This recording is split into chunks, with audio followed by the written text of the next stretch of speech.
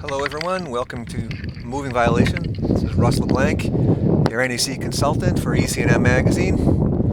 It's a little windy today, you can probably hear that in the microphone. So we're taking a look at this box, and the mounting brackets have broken off.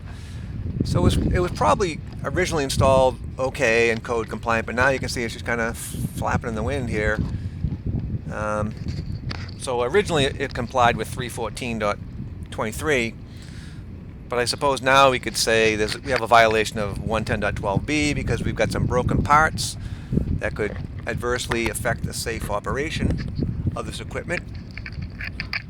You don't want to, keep opening and closing that box cover, and you end up eventually you could, possibly break the pipe, the raceway.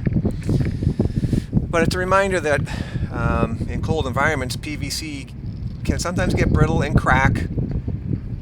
So it's just something you have to take into consideration when you're choosing your wiring methods. The rest of the installation looks pretty good though.